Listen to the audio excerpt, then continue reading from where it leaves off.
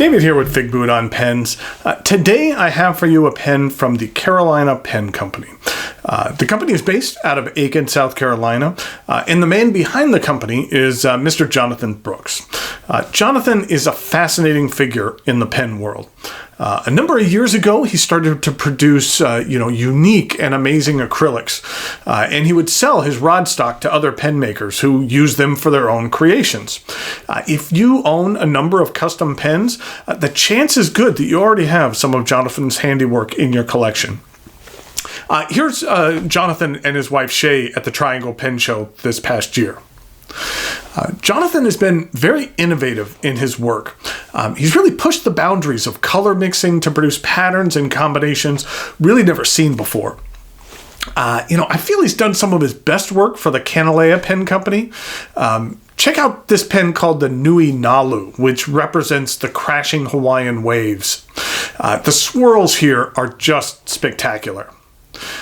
Here's an example of some of Jonathan's recent work. While all of these patterns don't necessarily speak to me personally, I can really appreciate the talent and creativity that comes, or that it takes to create acrylics like these. Plus, there's some kind of optical illusion about this picture that is right from Jonathan's site that makes his hand look like it's about a foot long, so I just thought that was kind of funny. Oh, and check this out. Here's some recent stock that he created to match the coloring and sheen of Jeherban Emerald of Chivor ink. So I just think that's pretty cool. Jonathan's very creative. Besides producing a large amount of acrylic, Jonathan also makes his own line of pens, and it's one of those pens that I'm going to be showing you today. The name of the pen I have is the Carolina Pen Company Aiken. It arrives in this box right here with a Matthew Morris designed sticker on it. Inside we have a lacquered box with another logo on it. And then inside we have the pen in a little kimono-like sleeve. And then we have the Aiken. The Aiken is named after the city where Jonathan lives, Aiken, South Carolina. And the Aiken is offered in a number of different materials, but this specific one is made of what's called Cumberland ebonite, which is a very deep red with some black thrown in. This isn't one of Jonathan's custom materials. He's not producing ebonite, but I wouldn't put it past him to try to produce some in the future. He's been doing a lot of work lately with urushi lacquer and has been producing some incredible looking pens with some new techniques. Compared to some of his custom acrylics, the Cumberland ebonite is a bit tame, but I like the subtlety of this material. It'll have a different appearance depending on the light. Sometimes it appears more brown, but in bright light, the red really comes out. Let's start by taking a look at the end of the pen. The end of the cap is rounded and smooth and devoid of machining marks and polished enough that you really get a good look at my window that I take most of my pictures next to. Then we have the clip. This is a seamless cap, which is all one piece. Now, one of the benefits of working with a custom pen maker is flexibility. Typically, this model has a seam on the cap and a finial, which is a separate piece. But I kind of prefer a seamless cap, mainly so that the patterns of material don't get broken up by the seam. So I asked Jonathan if making a seamless cap was possible, and he said that he had never done one before, but took it as a challenge. And for something that he had never done before, I think it turned out really nice. The slot in the cap that the clip actually goes in has a very low tolerance in comparison to the clip. I can imagine it would be very easy to make that slot too large and have an excess of space around the clip. He did a fantastic job. I actually have a friend who ordered a pen from Jonathan, and she provided him with a pair of earrings, and that he used one as a roll stop and then added another one as a decoration on a matching pen stand. He's really up for just about anything you can imagine. The cap angles up slowly just until maybe about this point, and then it's straight. There is a small rounded step down to the barrel, which is straight again only for about an inch or so, and then it begins a slow taper down to the rounded end which is a little bit smaller than the end of the cap.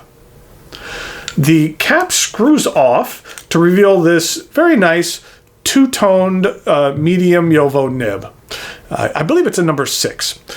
It's rather generic looking with really no distinct branding or markings. I wish it had something.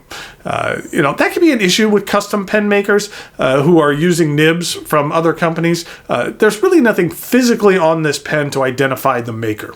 I can imagine, a Reddit post in 50 years or whatever social media is around then where someone posts something like, hey, my grandpa left me this pen. Can anyone identify it? So it would just be nice if there was some markings on here. And then here's a look at the plastic feed. The end of the section is a bit blocky, and that I typically prefer a sloped section, but this design works for me. I have a tendency to grip my pens a little close to the end of the section, and even though this step down is a bit steep, I still find it comfortable even for longer writing sessions. The section is a bit on the long side. It angles up a bit and then transitions in with the threads, which aren't sharp or uncomfortable at all, even if your grip rests against them. The cap does post, and it does post securely. And I do find that this cap is light enough that it really doesn't backweight the pen at all, in my opinion. Overall, the pen is somewhat light. It's one of the pens I typically keep sitting on my desk within reach. It does a good job of just writing whenever I pick it up, even if I haven't picked it up for a few days. The medium nib here produces a line that is on the finer side of medium, so I've been using this pen a lot to write and address envelopes and write letters. So it does a good job of performing well on low quality paper like you find on standard envelopes.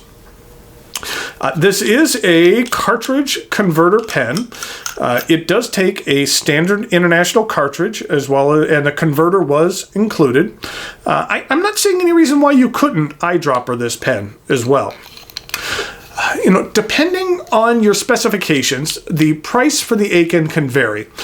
This particular model came out to be $250, which is a very reasonable price for a custom-made pen from one of the preeminent pen makers working today. I'll put a link in the notes below to his website. I highly recommend you check it out if you already don't have it bookmarked. The site was actually redesigned recently, so it really looks nice. There's some really fantastic larger format pictures that do a great job of showing off the wide variety of products and materials that he offers. In regard to measurements, keep in mind that all of Jonathan's pens are made individually by hand, so no two pens are ever going to be identical. So, okay, now it's time for those approximate measurements, size comparisons, and a writing sample.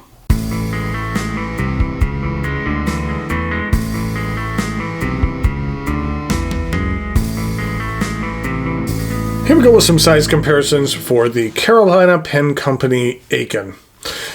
First of all, here it is with a Pelican M805. And then here it is with a Diplomat Excellence A+. There'll be a review of that coming up here in the somewhat near future.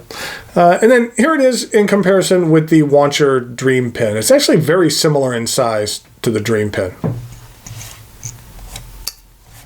And then in regard to some other pens, here it is with a TWSBI VAX 700. Here it is with a Pilot CH92. And then here it is with a Lamy All-Star. Get that in the frame there. So here we have the Carolina Pen Company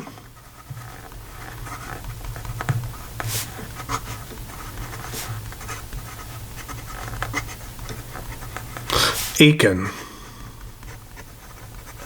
This is a medium steel nib, and the ink that I'm using today is Franklin Christoph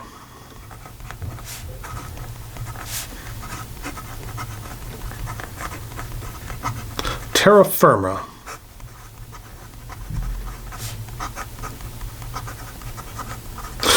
Using this ink is a little bittersweet because this is what the bottle looks like that it comes in, and that Franklin Christoph recently discontinued recently discontinued this ink, and so I was disappointed that they discontinued it, because it's honestly one of my top 5 favorite inks. But then I was doubly disappointed because I found out the news late. I'm not quite sure how, and that by the time that I found it out, they were out of all of their bottles. So I am very close to finishing this bottle here, and so I will be sad when it's gone, but it will kind of force me to go out and use some of the other inks that I have for kind of some brownish red pens. This is what the ink looks like. Yeah, it's a really nice brownish red. It's a little bit lighter than something like Piano Box or a Bung Box Piano Mahogany, and it's a little more on the redder side than something like Diamine Ancient Copper, which is a little more on the browner side. So those are some of my other favorite colors in that palette range. So here we go with the rest of the writing sample.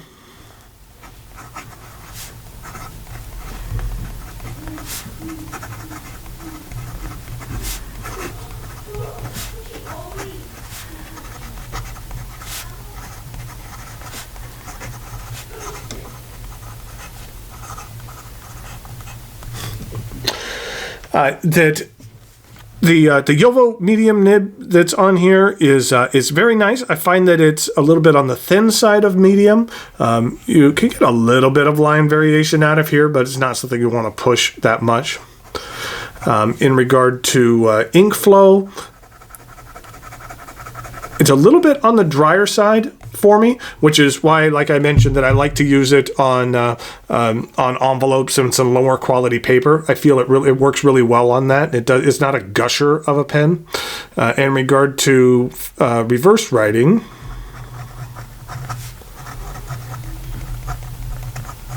it's a little scratchy, but it gets the job done.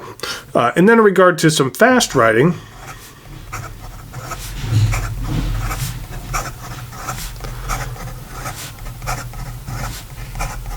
even though it's on the thin side of medium, I really have no issue with the ink flow of this pen at all. So here we have the Carolina Pen Company Aiken. I really enjoy this pen. I enjoy this model. I enjoy the subtlety of the material. And then on top of that, that Jonathan Brooks just makes the most amazing pens with the most amazing materials. And I highly recommend you checking out his website to see some of his other creations. So until next time, thanks for watching, and I'll talk to you later.